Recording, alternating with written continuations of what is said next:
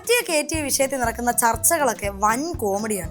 അത് മുഖ്യമന്ത്രി നേരിട്ട് നടത്തിയ ഇടപെടലാണെന്ന് വരുത്തി തീർക്കാൻ ഈ നാട്ടിലെ കോൺഗ്രസും മാധ്യമങ്ങളും കൂടെ AI വരെ സഹായം തേടി. ബാക്കിയുള്ളവരൊന്നും AI എന്ന് കേട്ടിട്ടില്ലെന്നാണ് കോൺഗ്രസിന്റെ വിചാരം. അതും കൂടെ തേഞ്ഞതോടെ അടുത്ത ശ്രമങ്ങൾ അവർ തുടങ്ങി. പണ്ടൊക്കെ കോൺഗ്രസ് വ്യാജ പ്രചരണങ്ങൾ നടത്താൻ വേറെ സൈബർ സ്ഥലങ്ങളെയും മാധ്യമങ്ങളെയൊക്കെ റിക്രൂട്ട് ചെയ്യുമായിരുന്നു. പക്ഷെ ഇപ്പൊ കോൺഗ്രസിന്റെ അവസ്ഥ വളരെ പരിതാപകരമാണ്. ഇപ്പൊ അവർക്ക് വേണ്ടി വ്യാജ പ്രചരണം നടത്തുന്നത് രമേശ് ചെന്നിത്തല, അടൂർ പ്രകാശ്, VT ബൽറാം എന്നിങ്ങനെയുള്ള മെയിൻ നേതാക്കളാണ്.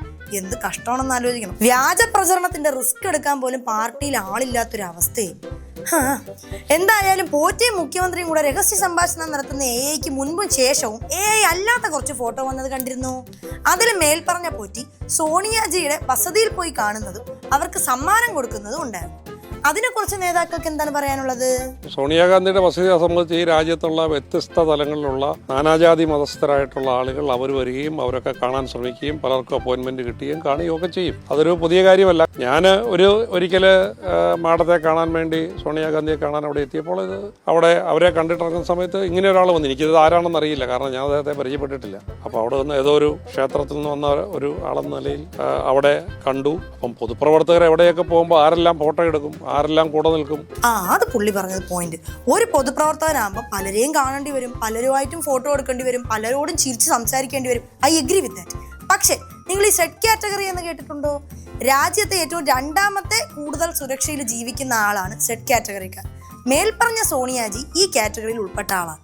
ഈ കാറ്റഗറിക്കാരുടെ സംരക്ഷണവും സുരക്ഷയൊക്കെ CRPF നേരിട്ടാണ് നോക്കുന്നത്. അവരിടുന്ന ഡ്രസ്സ്, കഴിക്കുന്ന ഫുഡ്, അങ്ങനെ എല്ലാം പരിശോധിച്ച ശേഷം മാത്രമേ ഇവരുടെ അടുത്ത്. അപ്പോഴാണ് ഈ പോറ്റി പോയി അവരെ കണ്ട് ബ്രേസ്ലെറ്റ് ഒക്കെ സമ്മാനം കൊടുക്കുന്നത്. അതും വെറുതെ അങ്ങ് കൊടുക്കുകയല്ല, അത് അവരുടെ കയ്യിൽ ഇട്ട് കൊടുക്കുന്നു. അപ്പൊ അവർ തമ്മിൽ ചില്ലറ പരിചയമൊന്നുമല്ല. പൊതുപരിപാടിക്ക് കാണുന്നവരൊക്കെ പൊന്നാട അണിയിക്കും പോലെയല്ല ഒരു സെഡ് കാറ്റഗറിയിലുള്ള ആളുടെ വീട്ടിൽ പോയി അവരെ കയ്യിൽ ബ്രേസ്ലെറ്റ് ഇട്ട് കൊടുക്കുന്നത്. പിന്നെ വേറൊരു കാര്യമുണ്ട്. കേരളത്തിലെ എപ്പോൾ മത്സരിച്ചാലും മുഖ്യമന്ത്രിയാവണം എന്ന മൂഡിലുള്ള അത്രയും വലിയ നേതാക്കൾ വിചാരിച്ചിട്ട് പോലും സോണിയാജി എന്ന് കാണാനുള്ള അവസരമോ സമയമോ അപ്പോയിൻമെന്റോ കിട്ടിയിട്ടില്ല. അവരുടെ പ്രസ്റ്റീജ് പ്രഷർ കുക്കറാണെന്ന് അവർ തന്നെ പറയുന്ന കേരളത്തിൽ നിന്നുള്ള കോൺഗ്രസ് നേതാക്കളെക്കാളും സോണിയാജിക്കും അടൂർ പ്രകാശിനും ആന്റണിക്കും പോറ്റി പ്രധാനിയാണെങ്കിൽ ഈ പറഞ്ഞ വ്യാജ വാർത്തകളൊക്കെ നിർത്തി നിങ്ങൾ ഇതിന് മറുപടി പറയാൻ നേരമായി. ഇനി നിങ്ങൾക്ക് മുഖ്യമന്ത്രിയെ കണ്ട വിഷയത്തിലെ ഡീറ്റെയിൽസ് കിട്ടിയാലേ അത് പുറത്തുവിടാൻ പറ്റൂ എന്നാണെങ്കിൽ ഡീറ്റെയിൽസ് തരാം. സെക്രട്ടേറിയറ്റിലെ പോർട്ടിക്കോയിൽ വെച്ച് നടന്ന മുഖ്യമന്ത്രി പങ്കെടുത്ത ഒരു ചടങ്ങിലാണ് ഉണ്ണികൃഷ്ണൻ പോറ്റി ഉണ്ടായിരുന്നതെന്ന് മുഖ്യമന്ത്രി തന്നെ പറഞ്ഞു കഴിഞ്ഞു. പോലീസിന് ആംബുലൻസ് കൈമാറുന്ന പരസ്യമായ ഒരു ചടങ്ങായിരുന്നത്. ആംബുലൻസ് സ്പോൺസർമാർക്കൊപ്പമാണ് പോറ്റി എത്തിയത്.